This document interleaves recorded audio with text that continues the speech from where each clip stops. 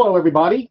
I'm Alan Gassman, and I'm here with my friend and colleague and mentor, Scott Levin, and we're going to talk about state estate tax. So besides the federal estate tax that beginning January 1st will apply at a $15 million exemption amount, there is the state estate tax. And very few states have the estate tax, but the limits on most of these states are much, much lower. So whether you're in a state that has no estate tax or in a state that does, you need to know about this. And one thing that comes to mind is you should warn your clients. Yes, you told me you're a Florida resident. Yes, you are taking the homestead exemption. Yes, welcome to Florida. But don't you have a business in New York? And aren't you visiting your children? It seems like 185 days a year. Did you truly leave New York? Or do we need to plan for the possibility that New York may consider you to be a New Yorker? Now, if you could move your family to New Jersey, you wouldn't have as much of an issue. But if you're saying you live in Florida, but you really live in Massachusetts, there's going to be a big state tax. Or some of your clients will go back in their elderly years to get cared for by a child in a northern state. So we have a very good YouTube video with Jonathan Blotmacher on what it takes to truly be gone from one of these states, both for income tax and estate tax purposes. You could just search Gassman YouTube, BLATMACHR state, STATE of residence, and see that video. So Scott, welcome. And I was doing a background check on you, and your background came out really good, but there must be a mistake here because you've got a law degree, a post-law master's degree, which I assume was in taxation, and then a master's of business administration. You are a certified financial planner. You are a chartered financial consultant. And what are the other two initials? CAP is the Chartered Advisor in Philanthropy, and MCEP is Master Certified Estate Planner. Do you know of anyone on earth who has all of these designations? Not the exact same ones, I don't. You forgot to put SOB PhD at the end. Then it would rhyme. We're going to be using EstateView software. If you want a free trial, just email me at agassman@gassmanpa.com, or just put estateview.link in your browser, enter the code all caps free trial, and if you're interested, just let me know. We can have one of our young programmers who are very friendly join you in a Zoom call, put you onto the software, and show you how to use it. And then my colleague, Peter Farrell, the famous Peter Farrell, a recent graduate of the University of Florida LLM program, has free workshops, pretty much one-on-one or small groups, depending upon who signs up, every Wednesday and every Friday at noon Eastern Standard Time to 12:30 for Wednesdays and for 12:50 on Fridays. So let us entertain you. You can have a lot of fun with EstateView and also save your clients a lot of professional time and money. So Scott, I'm going to really enjoy listening now and not getting too much in your way while you cover this area that you are certainly an expert in. Well, I appreciate that, Alan. Thank you so much for inviting me today to co-present this webinar. I greatly appreciate it. My name, as Alan said, is Scott Levin, and I work for a company called Westcott Financial Advisory Services outside of Philadelphia, Pennsylvania. And we've been around since 1986. Fortunately, we've been chosen by Barron's and Forbes as one of the top RIA firms in Pennsylvania and in the country. So my role with Westcott is I handle estate, charitable, and asset protection planning. And while I am an attorney, I don't draft documents. We work with outside counsel to do that. And my job is to really show the clients using flowcharts and analyses of their estate, what their estate situation is today, what it could be based on recommendations. I use two types of software. I use vanilla software and I use Estate View, and I've been using Estate View for over a year. Estate View, for those of you that aren't aware, is the most powerful tool out there, especially for ultra high net worth client planning.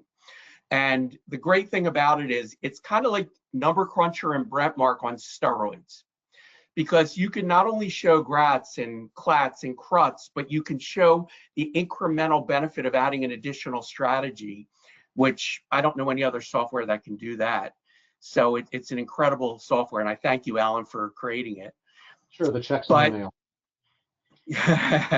Yes, but as you're aware, and Alan mentioned, right now we have a $13.99 million estate exemption at the federal level, which will go up on January 1st to $15 million a person because of the One Big Beautiful Bill.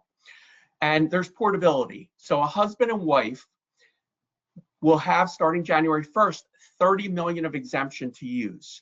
Very few people are going to be subject to the federal estate tax going forward, and have been recently. So the estate planning community has come together and said, what do we need to do going forward if the estate tax at the federal level is not the main reason that we're doing the planning? And one of the things that we came up with as a community was there are reasons other than taxes to use trusts and other plans. I've talked to a lot of attorneys that say, oh, the client's way below the exemption, they do not need a trust. We'll do an I love you will. But there are benefits such as creditor protection. The surviving spouse could get into a car accident. There could be fatalities or serious injuries. So there's protection by funding a marital or bypass trust. Children having trusts could protect them from divorce and creditors. It can also protect if there's a special needs individual to preserve their government benefits. It might not be someone that has special needs at the time. Someone could get into a car accident and become a paraplegic. And now there could be the reason that a trust makes sense, and that special needs provision is beneficial. They could be a spendthrift. They also could have an addiction, drugs, alcohol, gambling. Right now, on everyone's phone, pretty much in every state, you could download apps for gambling. So using trust can protect, but that's not what we're going to talk about today. But it's something to think about. Another thing that we can do as estate planners is look at, are there any income tax benefits at the federal and state level that we can use trust planning for? And there are. And that's not the topic again today, but it's something that I'm sure Alan will cover in future topics and has talked about in the past. The third thing that we are going to focus on today is the state estate and inheritance tax issue. So like Alan said, you could be a Florida attorney and say, well, we don't have an estate tax here. But you might have clients in states where there are. You may have clients that have real estate in states where there's an estate or inheritance tax. I'm in Pennsylvania. We sometimes have often clients that have a Jersey Shore property. So there's a New Jersey piece of real estate, and they may have another property in Massachusetts. They would have ancillary probate in 3 states if they didn't properly plan. So trust planning is crucially important, and understanding the state estate and inheritance tax issues and what potential problems could arise is something we're going to talk about today. So you look at this map and you see there's a lot of gray states. Well, it didn't used to be this gray, but as people became more mobile, people could have a residence in Pennsylvania, live there for decades and say, I'm going to buy a place in Florida. I'm going to declare that as my residence. I'm going to get my religious affiliation down there, my medical affiliations. I'm going to move my driver's license and my car registration, and I'm going to spend significant time there and become a Florida resident. So a lot of states said, we don't want to lose people because of mobility. We're going to get rid of the estate or inheritance tax. But there are some that have held on, not the southern states, but you could see the western, the eastern, and in the middle as well. So the purple states are estate tax states.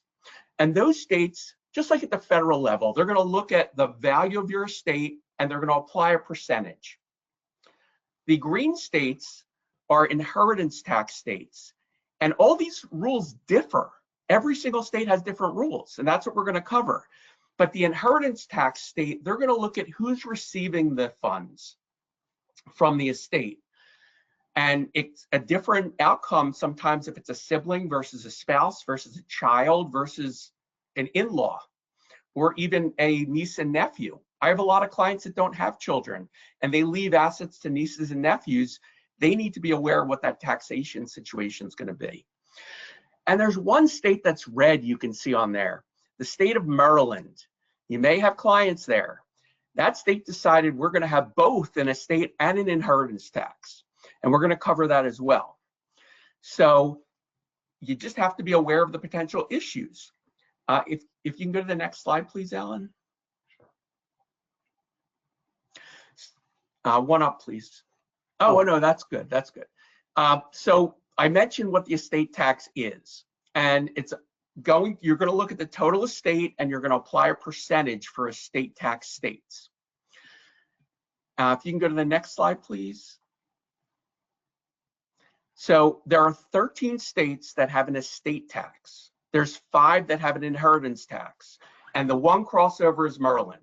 They have both. So looking at these states, Connecticut, Hawaii, Illinois, Maine, Maryland, Massachusetts. I have a lot of clients in Massachusetts, Minnesota, clients in New York, Oregon, Rhode Island, Vermont, DC.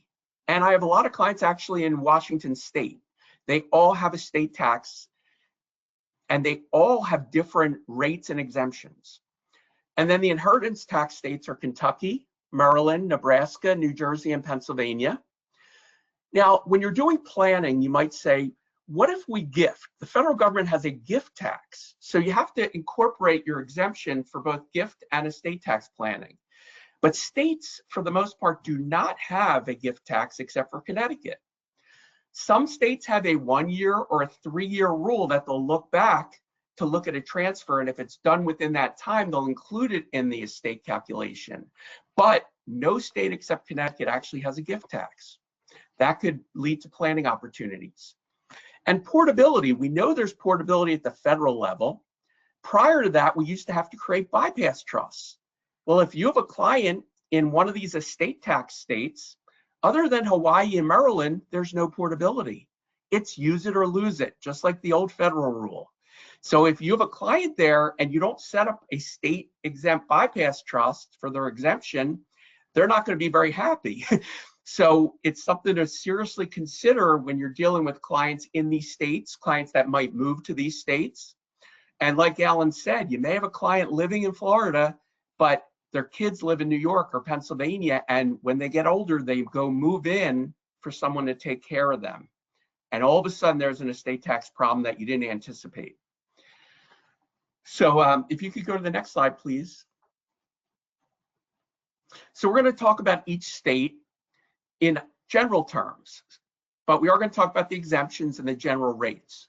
So Connecticut, that follows the federal rule, 13.99 million exemption. There's a good chance most clients will not have to worry about that unless they're above that, certainly. And the rate is at 12% if you're above that, but it's capped at 15 million in taxes total. So if there's more than 15 million, you only pay 15. So it's nice to be aware of that. Hawaii's exemption is much lower, but still decent.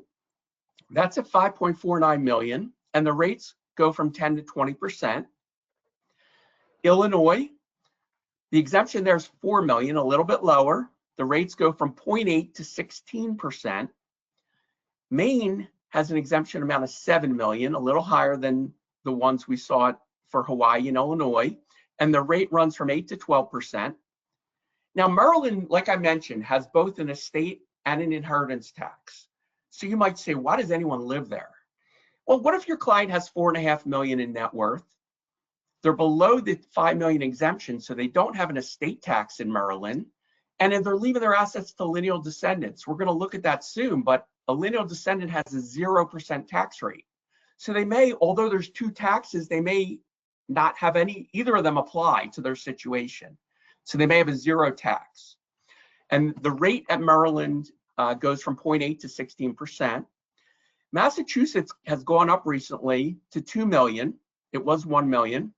The rates are 0.8 to 16%, and they do allow for a state Q-tip election.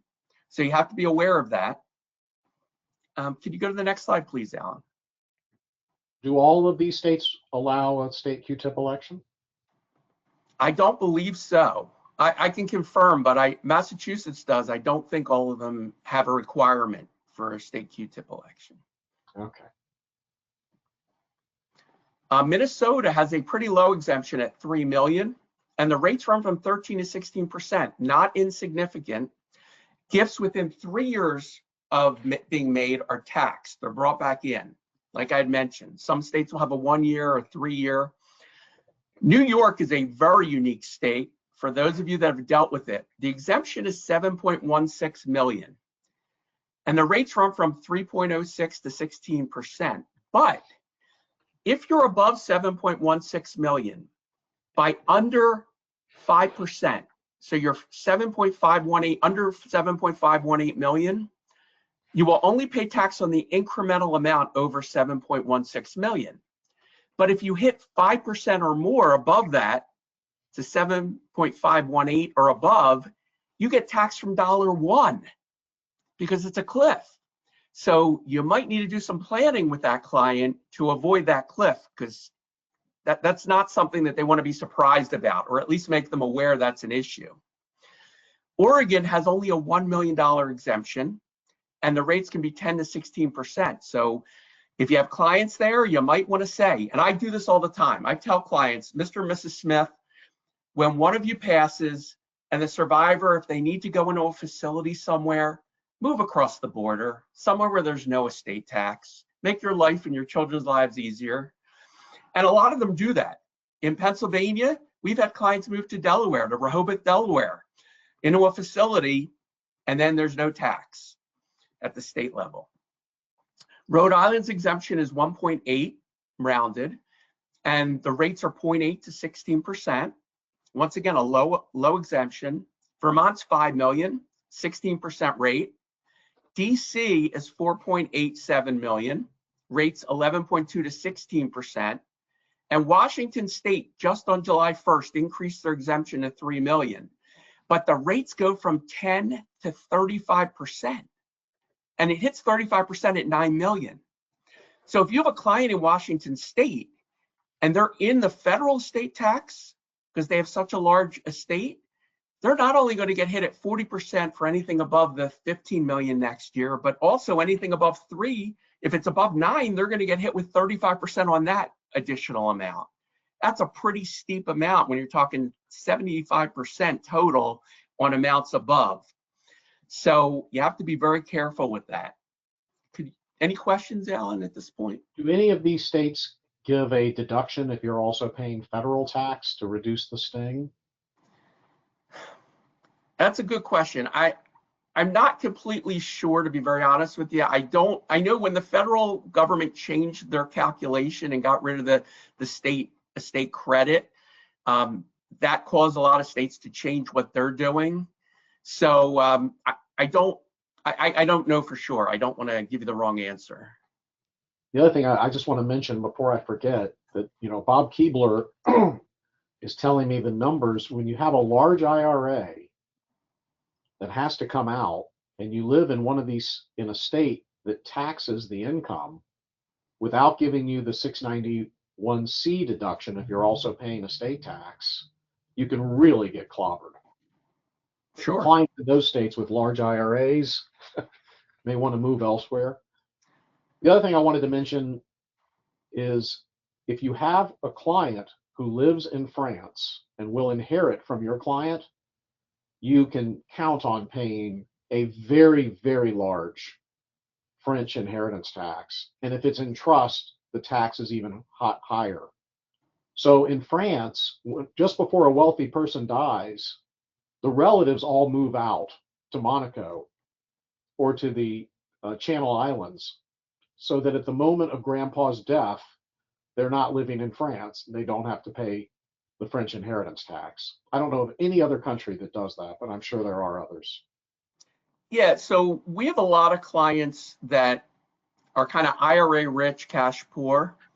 And we do talk to them about Roth conversions, because if they do that, at least they're not going to get hit with that income tax later when there's an inheritance. You'll still have potential estate tax issues. And also, if they're going to be charitably inclined, use IRA assets to go to charity, because the charity gets a dollar for dollar, where your heirs are just going to get a fraction, maybe 75% or whatever the tax rate is, from an income tax standpoint, because they're going to have to pay income tax certainly on IRA distributions. And they only have 10 years to take those distributions now, in general. So there are things to consider, certainly. Absolutely. So we talked about funding a bypass trust. It's crucially important, unless you're in Hawaii and Maryland, which have state portability. Because if you don't do that, it's use it or lose it. And your clients certainly aren't going to be too happy if they lose an exemption. Connecticut, I think we said 13.99 million right now. That's a nice exemption.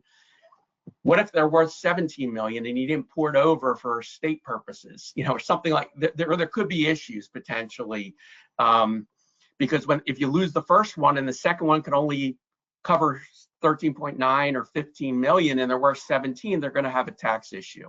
Where if they had ported over or used a bypass trust at the first death for the state tax, it would have been a non-issue. The other thing with funding a bypass trust, a lot of people don't think about this, but they say, oh, well, the exemption's so high and there's portability, we don't need a bypass trust, we'll just port it over. Well, if you have a spouse that survives, gets remarried, and then their new spouse dies before them, they can't use the prior spouse's exemption. They can't port that over. They have to use the most recent spouse that died's exemption. And what if the exemption drops to 1 million because Elizabeth Warren wanted to do that when she ran in 2020? So, we could have an issue in the future where it could be a big problem if the second spouse now passes and you lose the 13.99 or 15 million exemption and you get a 1 million or a 3.5 million. The other thing is anything in the bypass trust will grow.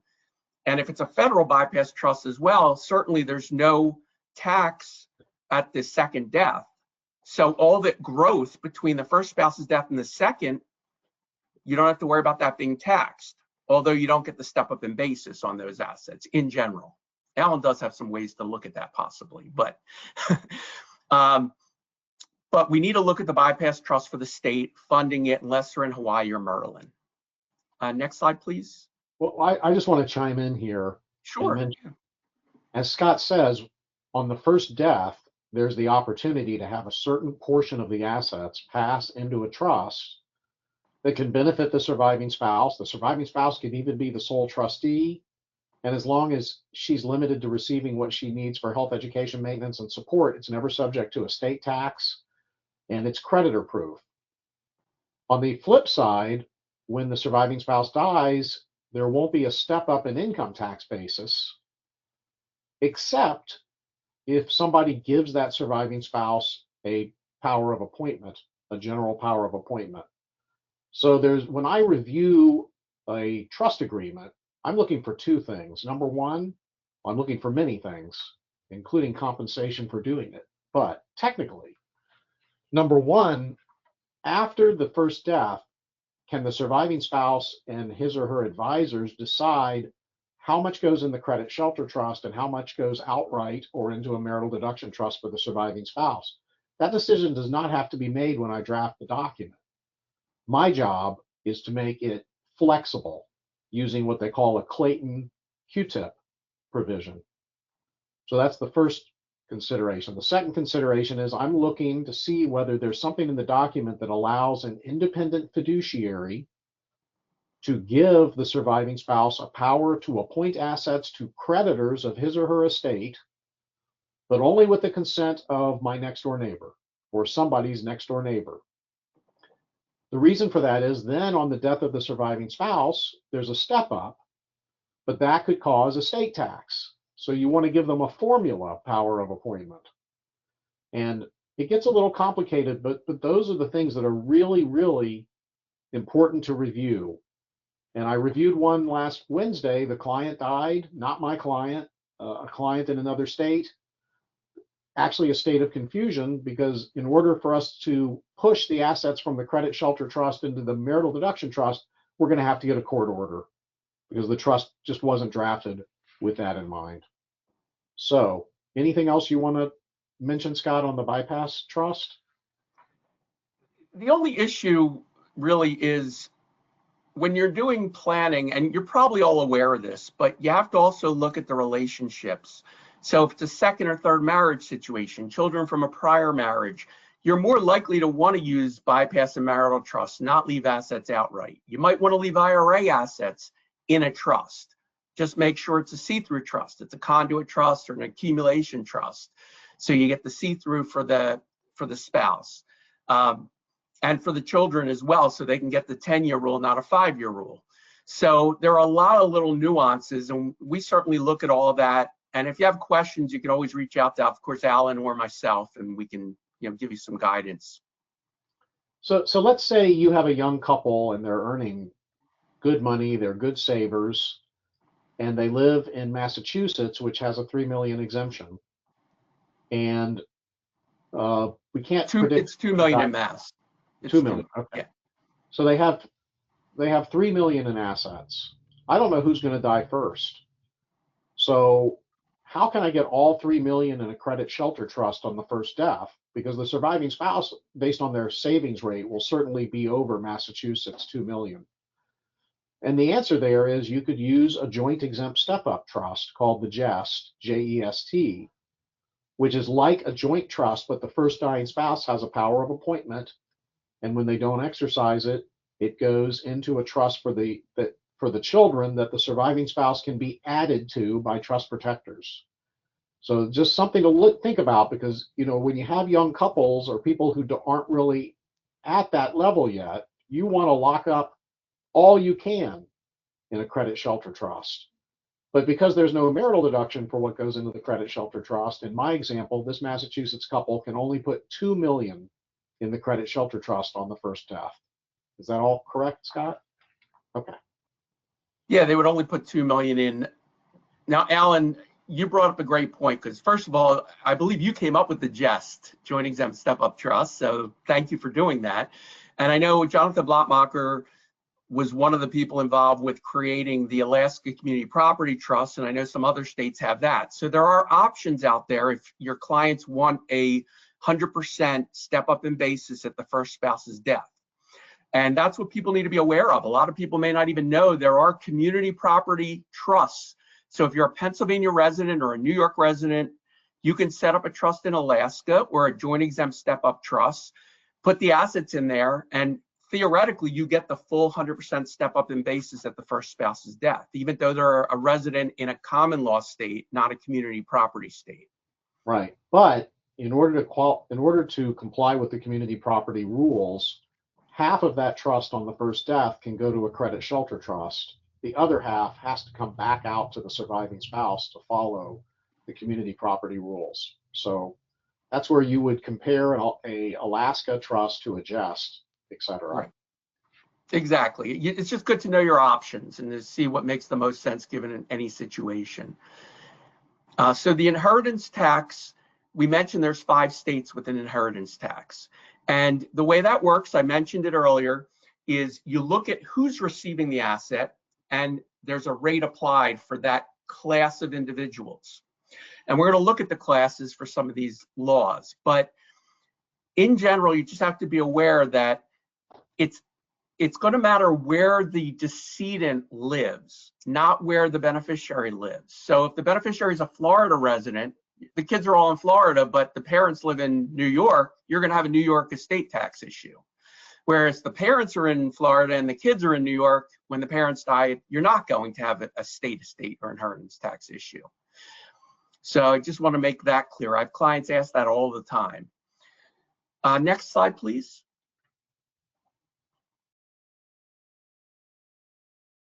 So we're going to look at these 5 states. So Kentucky, you'll see there are classes of beneficiaries. They're not all the same per state.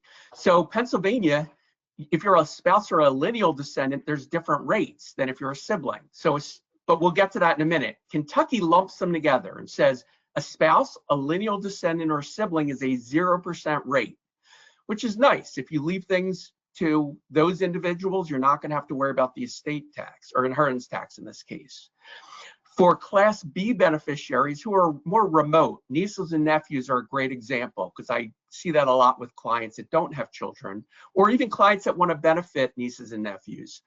Then the exemption amount is only $1,000, and the rates run from 4 to 16%. For anyone else, there's a $500 exemption amount, and the rates still run from 4 to 16%. So the exemption amounts are much lower if it's not lineal descendants, siblings, or a spouse in Kentucky. For Maryland, like I said, there are a lot of clients that live there that if they're leaving the asset to spouses, lineal descendants, or siblings, they still won't have to pay an inheritance tax. And if it's under $5 million, they won't have to pay an estate tax in Maryland either. So don't assume just because your client's in Maryland that there's definitely a problem. They may still be okay. And the rate there for others is a 10% rate. Nebraska, if someone's under age 22, there's a 0% rate that applies. So technically a minor. If they're a close relative, age 22 and up, there's a $100,000 exemption and a 1% rate. For more remote relatives, like we talked about, there's a $40,000 exemption and 11% rate. And for, say, friends, $25,000 exemption, 15% rate. It's pretty substantial, 15%. And charities are 0%, which you would expect. Next slide, please. New Jersey, I mentioned earlier, we have clients, many clients that have a property at the New Jersey shore. They go to the beach in the summer. Some of those are multi-million-dollar properties. If they're leaving it to their spouse or lineal descendants, children, grandchildren, then there's 0% tax rate. If they're leaving it to siblings and children-in-law, the exemption is only $25,000, and the rates can run from 11 to 14%. If it's a remote relative or friend, we're talking a $500 exemption, and if it's under $700,000, it's 15%. Most of our clients have very expensive real estate in Jersey, or they might live in Jersey. And if they don't have children and they're leaving it to friends or nieces and nephews, you're talking, if it's over $700,000, a 16% rate. It's pretty substantial. Once again, charities are 0.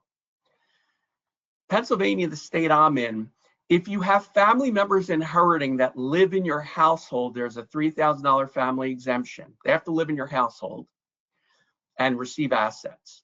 It's not $3,000 per person, it's just $3,000 in total. If a spouse or minor child inherits, it's a 0% rate.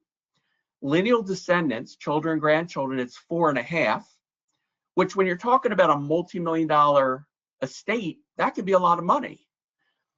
Siblings, 12%, others 15%, charity 0%.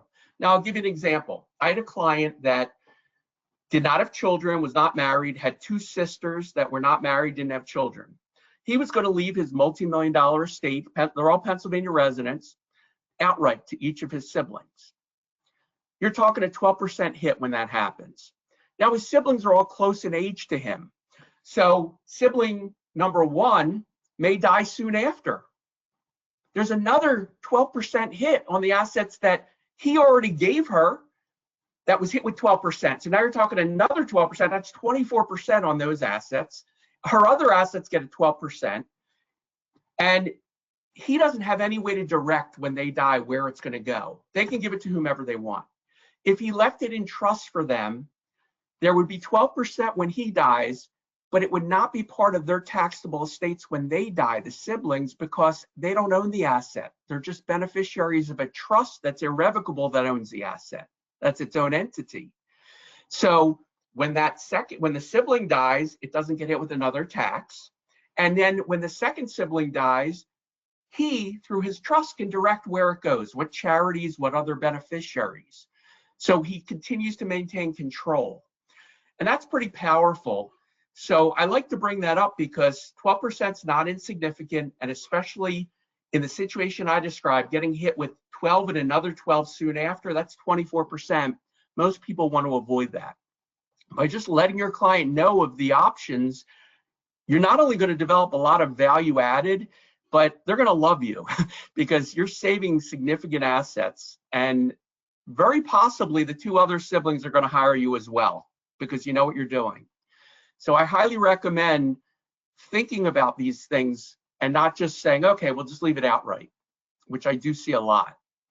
The other thing I like to talk about, people don't think about this. When I talk about trust planning, I say, okay, Mr. and Mrs. Smith, if you leave your assets outright to your daughter and she gets divorced, if she put it in her will that it goes to her spouse, he's going to get it. Half of it probably. What if they don't get divorced?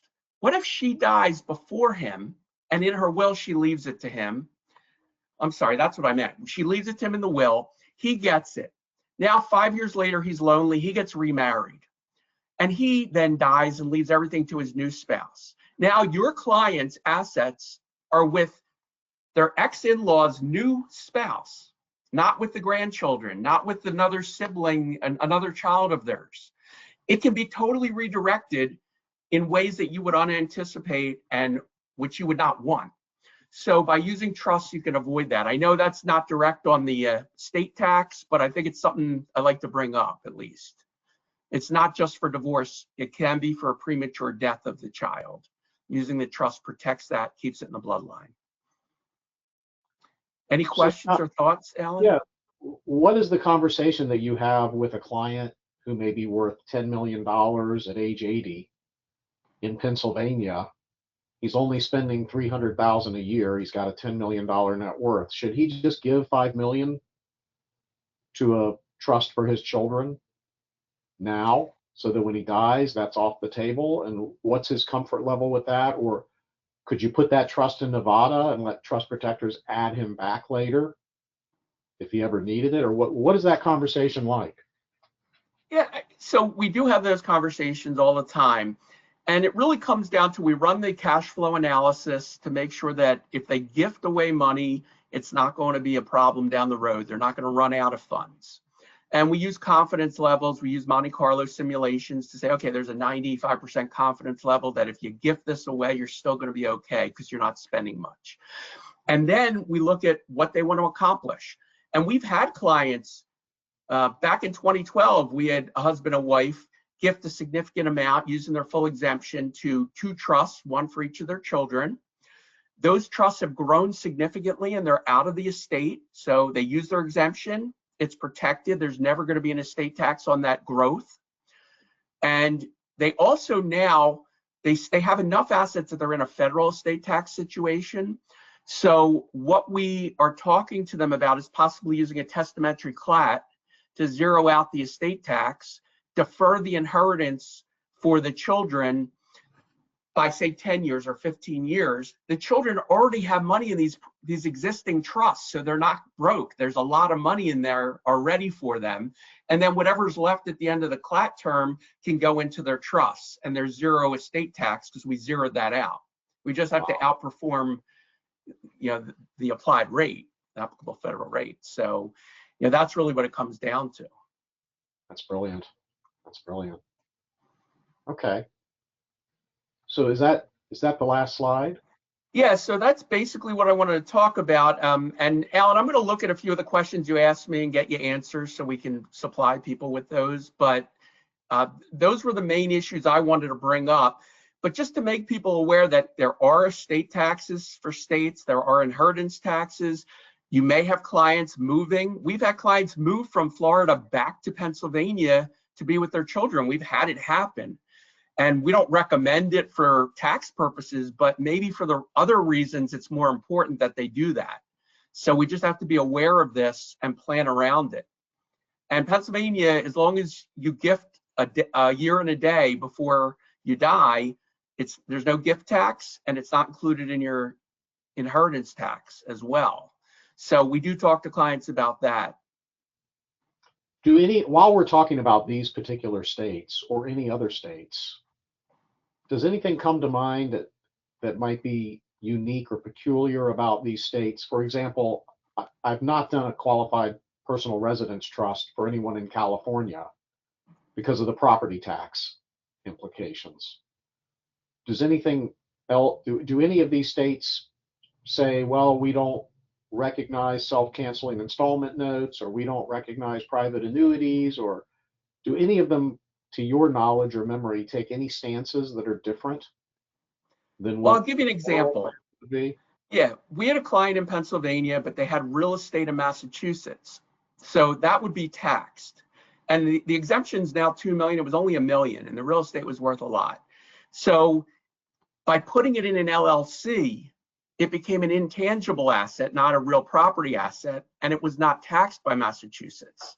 So sometimes you can use planning strategies to avoid the tax, but not every state might allow that. You have to be careful about the state rules.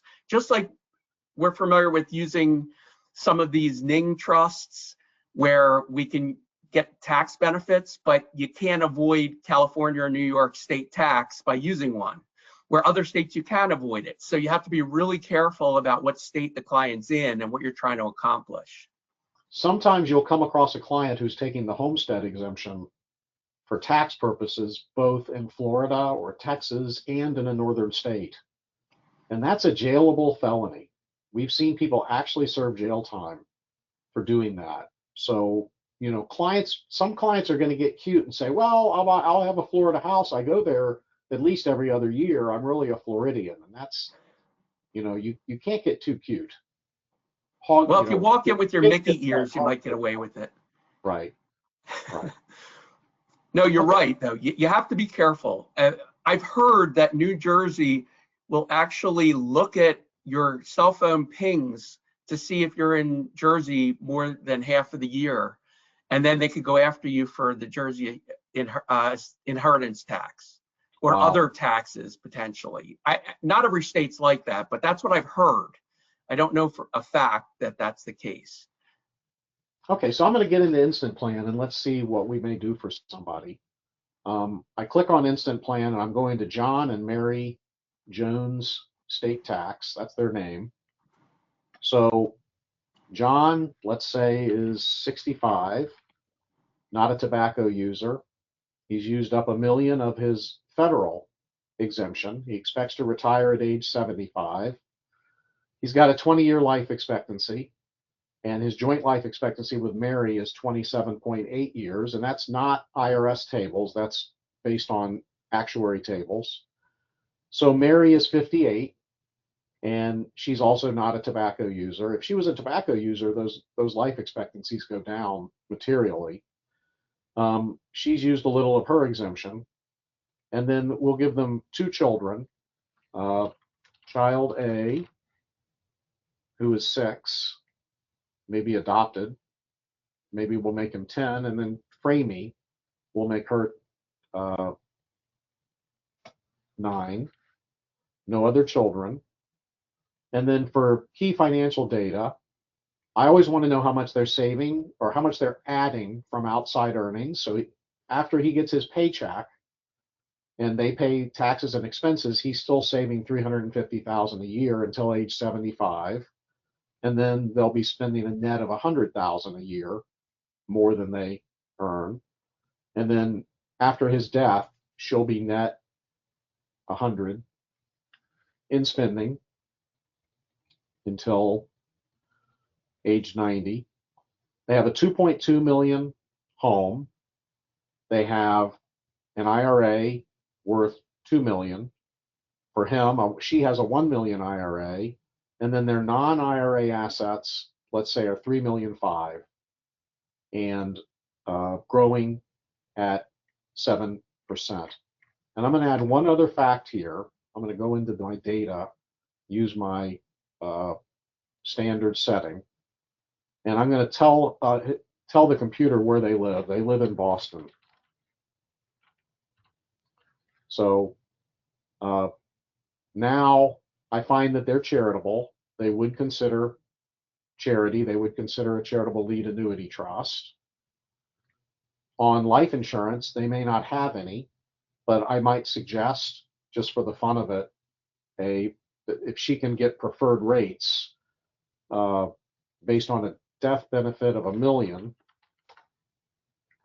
I can click there and show what would happen if she had $1 million policy that was costing 21,000 a year for life in a life insurance trust. All right, so then I'll click results, and I'll go to click on Married Comprehensive. And here's their picture. If they die in 1 year, residence worth $2.2 million, investments worth $6.5 million. Those grow a little bit in 1 year, and to a total of about $8.5 million. And Massachusetts estate tax $968,000. That hurts. That hurts, because who would have even thought? Does the average married couple in Boston, Massachusetts even think about the inheritance tax there? Do they even realize that $1 million is going to go to the great state of Massachusetts? So what they can do, but then with all my fun planning, there's not going to be an estate tax if they die after I do the planning, because they make a gift to get them below the exemption. But what's more probable now, I take those same numbers and I run for John to die in 19 years, Mary to die in 33 years. And now I've got 85, almost 84 million in assets. Massachusetts estate tax, $13 million. Federal, 8.4.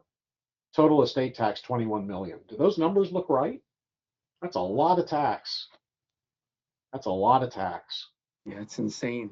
Yeah, because look, the exemption for federal is 61 million, but the exemption for state is much, much smaller. And I'm assuming that the exemption is going to grow with inflation. But if you're only starting with a $2 million exemption, growing with inflation, it's only going to be maybe 6 million or 7 million in 33 years. So it's a serious threat.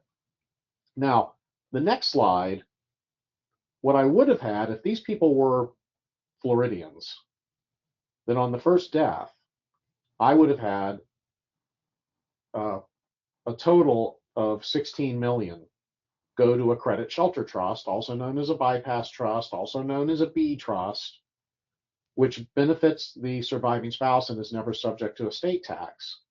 But in 19 years, if we predict that the Massachusetts estate tax exemption is going to be 3,480,000, then that's all you can put in a credit shelter trust that will avoid the Massachusetts estate tax 8 years from now.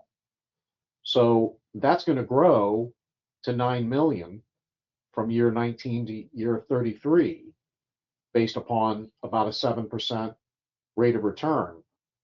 Now, because I want to use the whole 15 million exemption that they would have on the first death, I'm going to put the rest into what I will call a state Q-tip trust of 12,660,000. That's going to qualify for the Massachusetts marital deduction. But on the second death, that is going to be subject to Massachusetts estate tax, not federal estate tax. It's not as good as having everything in a bypass trust, because the Q-tip trust has to pay all income every year to the surviving spouse, which runs up her estate. But at least now, on the second death, that state Q-tip has 25 million, which is never subject to federal estate tax, but is subject to state estate tax. And that brings their estate tax down to $1.2 million for federal, but they're still at $7.2 million to the great state of Massachusetts. Now that's down from 12 million to Massachusetts. So the difference is the tax rate in Massachusetts times 9 million. So there's good savings, but not enough. So, and Alan, yeah, if they happen to live in Washington State, there's not it's a 3 million exemption, but a 35% if you have 9 million or more. Where wow, Massachusetts is 16% at the high end, Washington State now, based on the July 1st change, is 35% at 9 million. So imagine the tax there. Well, I'm going to move them to Seattle, Washington.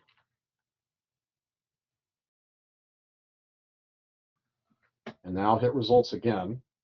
Go to married comprehensive. And now, oops, still Massachusetts for some reason. Well, I'll go somewhere else for this. So anyway, I'm going to save the data to calculators. Now I'm going to move to a more agile married couple calculator right there. And there they are. And then I'm going to go down to, when you use this, Scott, you'll go down to your rate area and you'll elect whether there's going to be estate tax or not. And then you'll elect which state it will be. So there's Washington. So now you've got a Washington federal estate tax.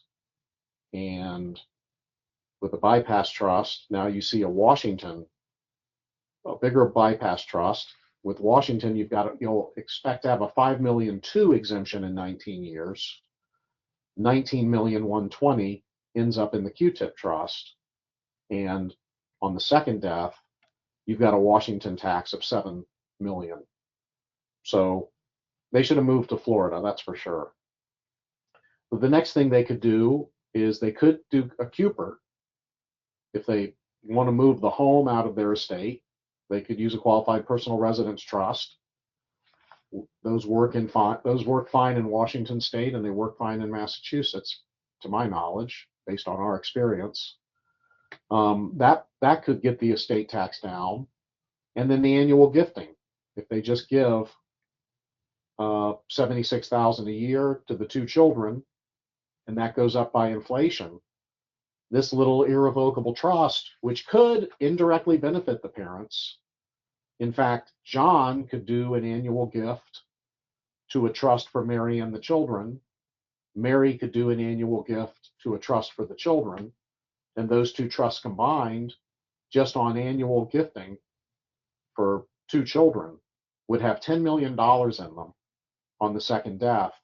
And that would eliminate the Massachusetts estate tax. But that assumes they don't die anytime soon. I'll click on the timeline. And now you see that if they die early, there's still going to be a largest tax, and that's a federal tax. And just to show you, if I ramp up their investments to 20 million, now, Scott, it's showing me the state estate tax in dark red and the federal estate tax in bright red. So that's just like blood coming out of the family. So they need to do more. With a large gift, if they'll make a large gift, let's see, of 4 million, that'll reduce the tax. Before the large gift of 4 million, that's what the tax looks like. After the large gift of 4 million, that's what the tax looks like. So then we could consider a rolling grat program or an installment sale program. And as I click up on my installment sale, putting more and more into the installment sale, there's less and less tax to where you only have the Washington tax. So I could have them put 13,655,000 into an LLC and sell that LLC interest for a $9,600,000 note. And that will reduce the federal estate tax on the second death from Washington 28 million, federal 22 million. After the installment sale, Washington 4.5 million, federal 0. So they might consider that to be their best estate plan. And then I could wash out all that tax if they leave the enough to a testamentary charity or a charitable lead annuity trust. So I'll click on testamentary charity, and what has to happen for them to avoid estate tax is instead of paying Washington $4.5 million, they're going to leave a significant amount to a charitable lead annuity trust, which will then provide a significant amount to their descendants 20 to 25 years later. So that's how that looks. Instead of that much estate tax, they would have to give that much to charity. So it's a large charitable amount. Go ahead, Scott. One of the things that I like to tell clients, just because it resonates with some of them, is Jackie Onassis, when she put her estate plan together, my understanding is she gave the money outright to John F. Kennedy Jr. and his sister, but they could disclaim to a charitable lead annuity trust. And they decided not to because they wanted the money sooner. They didn't want to defer it. But if they had done that, they could have zeroed out the estate tax and not had any estate tax, even when we're talking incredibly large estates like John F. Kennedy estate. Right. And Jackie O. So there's a clat for them where they die, they leave they do a 20-year clat. Now, if they could do it during their lifetime, they'll get an income tax deduction. So in that example, we went over the father with the two daughters. If he's charitable at all, then he could get $1 million income tax deduction in my example right now for putting it in the clat. And then 20 years from now, the descendants could end up with what today would be $424 million. So they basically end up getting half of it back. The combined tax savings and income tax savings and remainder is $786,000. So, and that's not an aggressive clat at all. If we duplicate that and we go a little bit more aggressive by using discounted assets, assuming a 25% discount. Now the end value of the clat for the descendants is $3.5 million. Present value $824, and we still get $1 million income tax deduction. So that's pretty outstanding as to what you can do with a clat, for sure. Yeah, this client I mentioned, he has a very large foundation he's already funded. And when they do the testamentary clat, it will drop into his foundation, the payouts. So now I got a 20-year clat with a 25% discount, yielding $1.7 million for the kids in 20 years.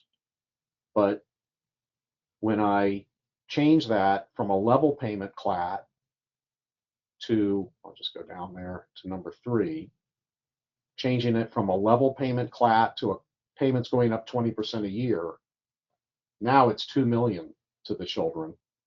And then if I show a third alternative, which would be in using shark fin clat, which some people are cautious about, but most of us are comfortable with them. Click on shark fin clat. First of all, you got the shark fin going across the screen. That was worth it, wasn't it? But now you've got $2.3 million to the children.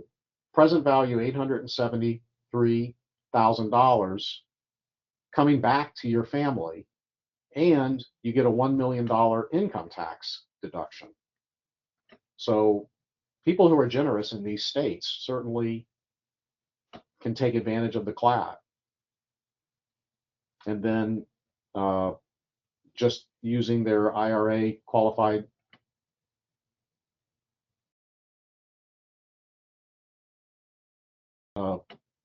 distributions from their IRAs, these people could save quite a bit by just having the $108,000 go to charity, because they're saving both the federal state estate tax, right, by pushing it to charity earlier than age 70, and I mean earlier than age 73, and they're in a higher income tax bracket because of the state income taxes as well.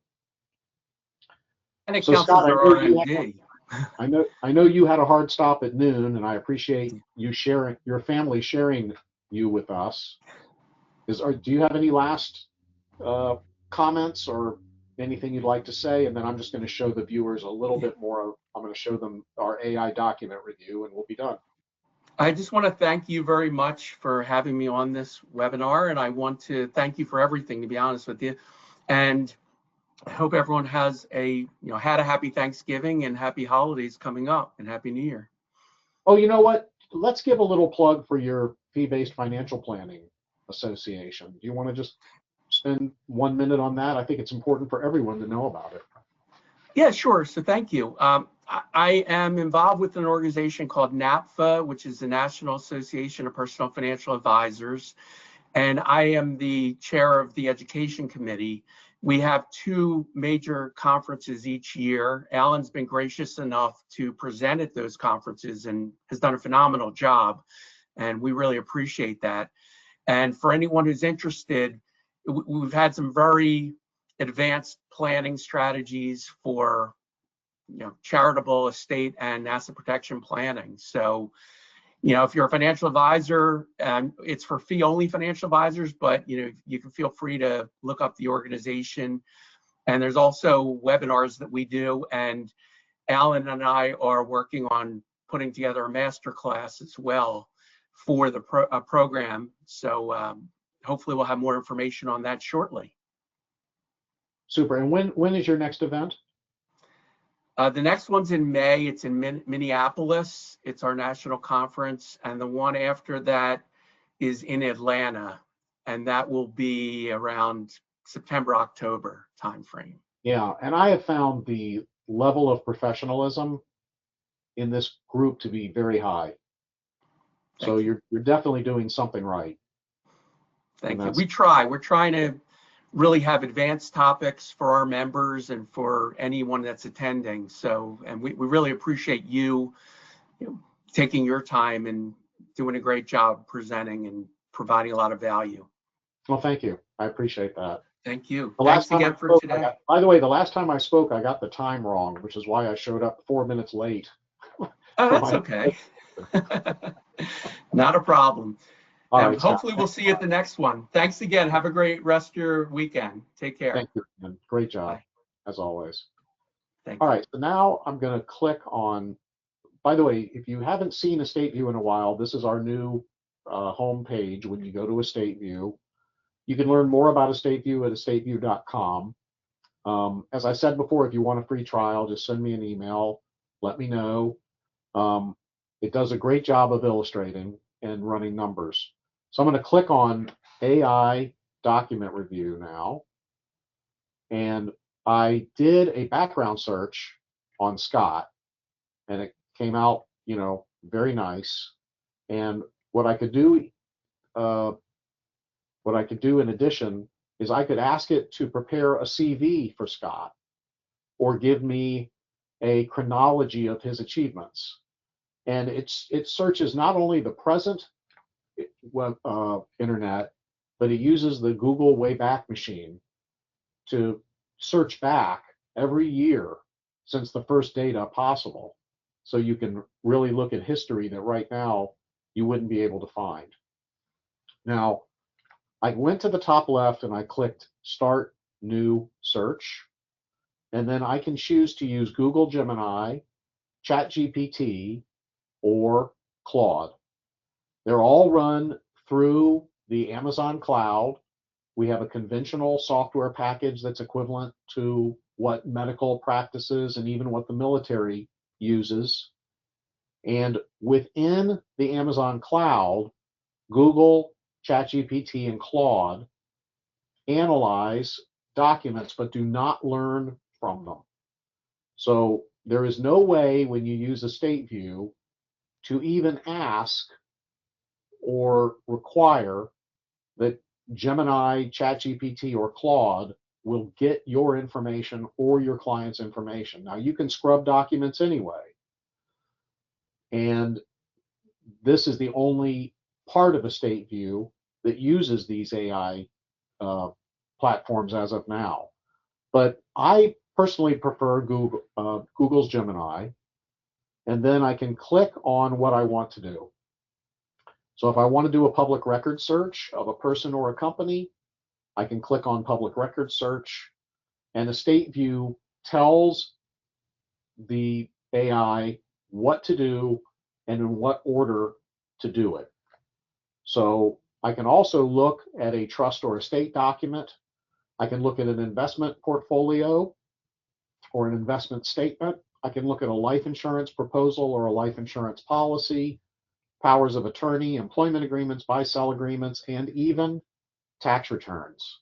So when I click on tax return, I just drag and paste a filed or unfiled tax return, or we can look at Elizabeth Warren's 2024 income tax return, and then I can get a summary of the tax return. I can give it a charitable giving analysis, and it can tell me what's in Schedule B. So I click run. Now I wait a little while. While I'm waiting, I'll mention across the top, I can choose Gemini Fast or Thorough by clicking the Fast or the Pro. Same thing with Claude. I can use Fast or Thorough. Or with OpenAI, I can use Fast or Thorough. What I'll generally do at this point is I'll start a new task on another screen of my computer while I wait for the result. And the first part of the result here, which you can see, is that it has summarized the tax return to the point where I can read this instead of the tax return to see what's going on, or I could share this with the client before they sign the tax return to make it a little bit more user friendly. So all it's done is just done a nice summary of the tax return using the format that we've asked.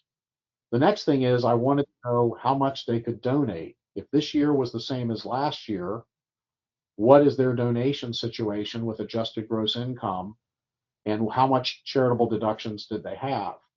So this helps me explain to them and understand for myself what they could have done and actually what they should have done and how this might work for them. And then across the bottom now, I have some buttons. One button is review with other AI. Well, I want to make sure there's no hallucination here. And let's see what Claude has to say. Claude is now reviewing the tax return, and it's reviewing the data above, and it's going to criticize Genesis, and it will criticize it. It will say, this part's good, this part's not so good, but here is the peer review of Genesis. And then once I get this review, which is sometimes amusing to read, I can copy and paste it back in the ask a question bunch, and then Genesis will rewrite its report. Then I can show it again to Claude, and Claude can say, you got it now. So I have found that to be honestly quite amusing, but also very, very useful. Oh, and there's your Massachusetts tax situation. So there's a summary of my review and items of missing elements. So I don't prepare income tax returns, but if I was preparing income tax returns, I'd probably be running them through Estate View.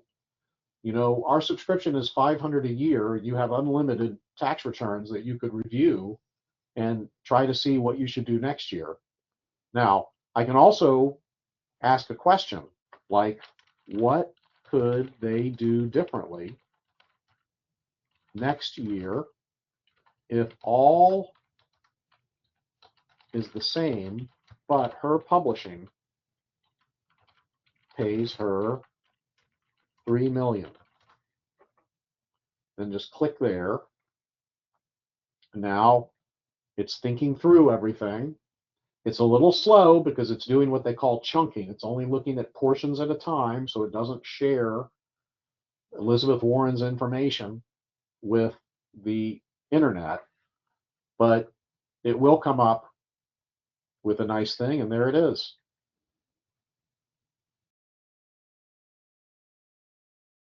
So more charity, higher value of deductions, consider a S corporation, enhanced giving. So it really concentrate, but I asked it to what they would do differently, but it kept it in charity. So now I have to ask it, what about other items? So it's not as smart as we want it to be, but it is pretty darn smart. So, and by the way, I'll click on download discussion Word document. So now there is the Word document on my browser, and I can click on copy discussion as well, and then copy and paste it. One more feature, or a couple more features I'll show you.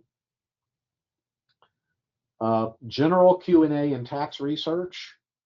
What we've told it is stick with the Internal Revenue Code, regulations, letter rulings, published tax court cases, and articles by certain individuals and websites. And we've given it 20 credible authors. If it comes from a Blockmacher or a Shinkman or a Natalie Choate, use it. If it comes from somebody who's not on that list, don't use it. And then Marty Shinkman and I have downloaded some of our books. So the answers we're getting are pretty good. And again, we'll start with Claude and then have Gemini go through and review it, or ChatGPT. Also, you could put any document into the other custom document. So you could put an email from a client in there, or a deed, or a document in Spanish, an agreement, and it will analyze that agreement in a pretty interesting way. Now, I asked for a thorough analysis of a trust by Claude. I got 120 pages of analysis. Then I asked it to break it down. Then I asked it to make it into a slideshow. Then, oh, and I'll show you one final thing on the trust and estate document that I was working on. Go back to that, or I'll just start the trust and estate document again. And let's say that it's a Florida trust, and I want to amend it. So I click on Amend Trust, and I want to add a Scrivener Protector provision. I want to allow charitable distributions, and the client is moving to Hawaii. Please change all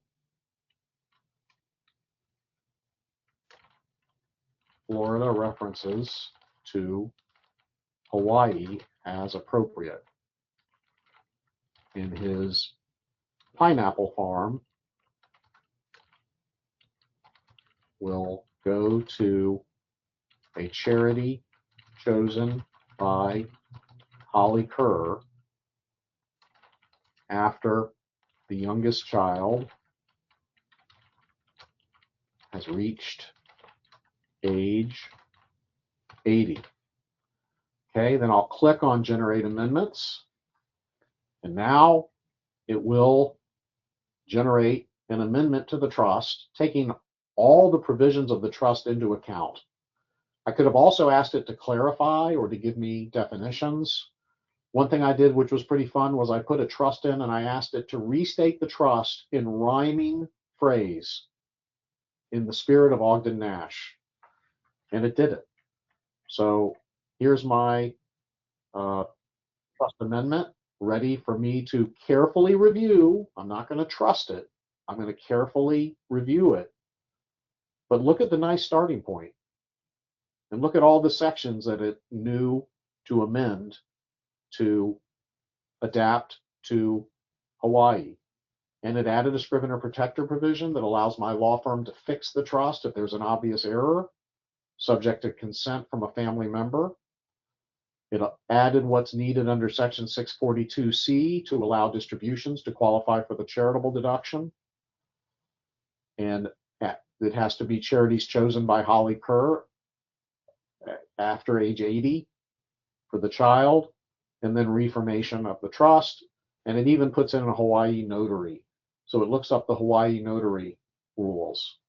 So that's why I'm having such a good time designing the state view and sharing it with my friends. Let me see. Oh, finally, the YouTube video. Let's find it. So I go to YouTube, Gassman, Blockmacher.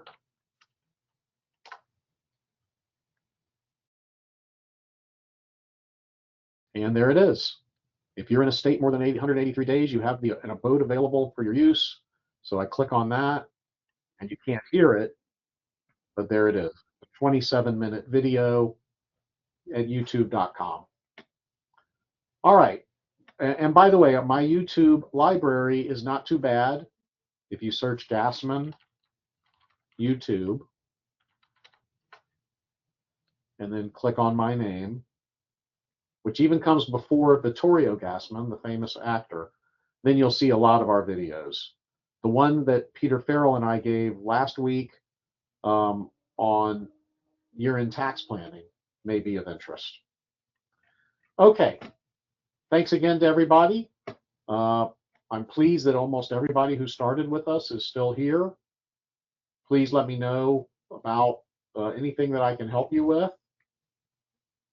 And I am sorry there's no CPE for this presentation. I can give you a certificate of attendance if you would like one, and have a great, great rest of your Thanksgiving. Thanks for what you do to help others. Goodbye.